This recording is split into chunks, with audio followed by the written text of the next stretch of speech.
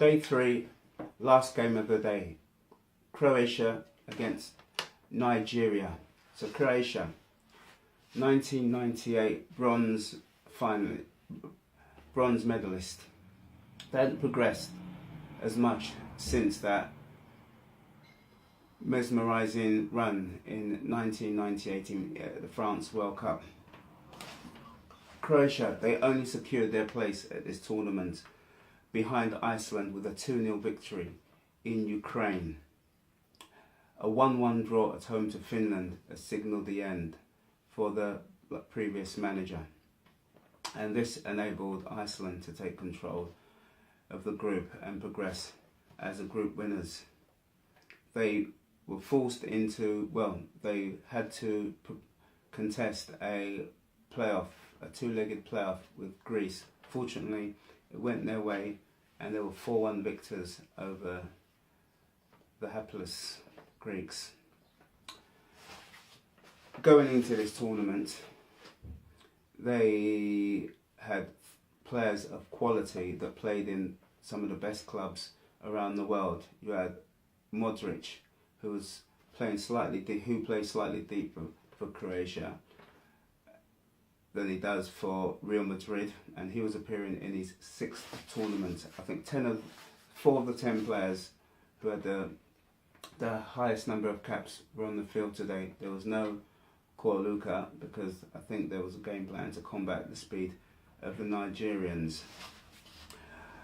The actual difference in experience, the disparity in terms of with the experience between the two sides was evident. I think Croatia had about 600 caps between them and Nigeria about 200. There was an average age of 4 years older than the Nigerians, and they had also 80% of the support within the stadium. There was a very attacking, offensive look about Croatia, a 4-2-4 kind of formation. Croatia, interestingly, had lost their 3 opening games to the last 3 World Cups from 2002 onwards up until 2006 against Brazil, and then obviously they lost the 3-1 to Brazil at the 2014 World Cup. They didn't appear at the 2010 World Cup. As for Nigeria, the only African nation to appear at 6 tournaments, they're the only side that are back from the 2014 competitors: Cameroon, Ivory Coast, Ghana and Algeria, non-present. Interestingly, Nigeria have only won 1 of their last 12 games at the tournament. They qualified easily enough in the group with Algeria, Cameroon and Zambia. The total 14 points, and it would have been even more if they wouldn't have been docked points for the for fielding an ineligible player, and that was a mistake obviously from the Nigerian Federation. The German coach Rohr put his faith in the youngsters, ridding himself of the underachieving stars. There still remained Moses, the top goal scorer from the qualifiers. There was Iwobi, there was Iheanacho and Mikel, the captain. So yeah, Nigeria really had to be at their best to get anything from this game. Both sides wore their two sides with iconic kits. Well, it went in favour of the Croatians, with Nigeria playing in unfamiliar green. It was the first ever meeting between these nations, and they really needed, with Argentina drawing, it was a chance for either nation to take a hold of the group.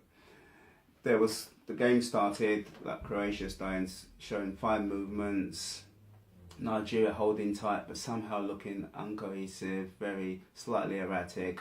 The fans would generally get quiet, no efforts on goal, and the first effort actually came on 30 minutes, a good effort from Perisic. But nothing really much happened. It just continued probably for about 30 minutes. Kramaric had a good attempt that was close, but that didn't. And then on 30 minutes, poor defending, sloppy marking, lack of concentration. The ball comes over, Mandzukic heads it, and it just somehow comes off the leg of Atiba, and he directs the ball into his own net, and Nigeria are behind, and then they're up against it straight away. It was almost like 2-0 almost immediately, like Kramnik header just flying slightly over. What Croatia were actually the much better side without being brilliant. Nigeria were pretty awful and very uninspiring, very underwhelming. Indeed, they had no shots on goal, no belief, no desire, no game plan, nothing at all.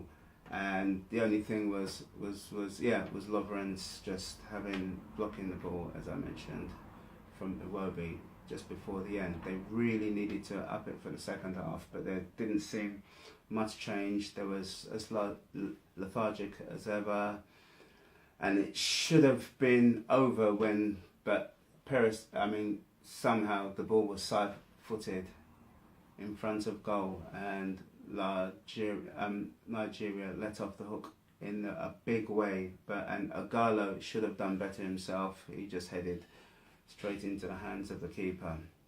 But it didn't last too long, because Musa was brought on to add some firepower, much needed. He replaced Iwobi, but nothing changed. Moses was diving again, probably for the third time, and then on 70 minutes, the final nail in the coffin, into the Nigerian coffin. Ekong somehow wrestling Mandzukic to the ground. A penalty immediately awarded, and Modric just easily put Croatia in the driving seat and well on their way to victory. It was 2-0, and the game kind of fizzled out. Croatia saw the game out, and Nigeria they just whiffed and puffed, and they were never ever going to score. And they could have even gone. The damage could have been even greater, 3-0. But Kovacic missed the opportunity to make it. He should have decided.